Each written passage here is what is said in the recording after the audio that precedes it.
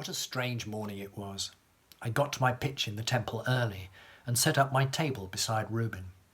It was Passover week, so we knew we could make good profits with our money changing. I'd been good with numbers since I was a boy and I could think fast, so I knew I'd make a lot of money from the pilgrims streaming in for the festival. They have to change their currency, you see, to pay the temple tax with a shekel, and I got plenty of those. I chat with Reuben sometimes when there's a strange currency, but it's hard to hear yourself because of all the noise from the people buying and selling and others walking through on the way into the city. That morning, however, something really odd happened. I was in the midst of a deal when I heard a commotion. There was a huge crash, and one of the nearby tables was thrown over, and coins went flying. A man was shouting at the crowds.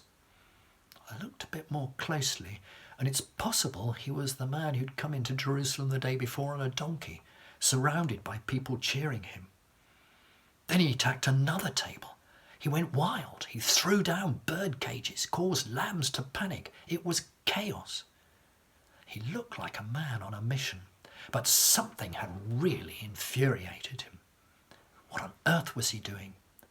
Then I froze as he came towards me, grabbed hold of my table and threw it down. My coins went rolling everywhere. Horrors. All the while he was shouting out something about this being his father's house. Rubbish. He wasn't Caiaphas' son, and anyway my license to trade was signed by Caiaphas. It's supposed to be a place for prayer and worship, he cried, but you've made it a den of robbers.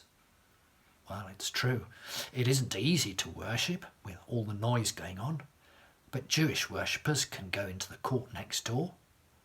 And others, well, Gentiles, they can find a place if they look carefully. I was pretty shaken, I tell you, so I picked up my coins, folded my table, and went home. I heard about him later that week.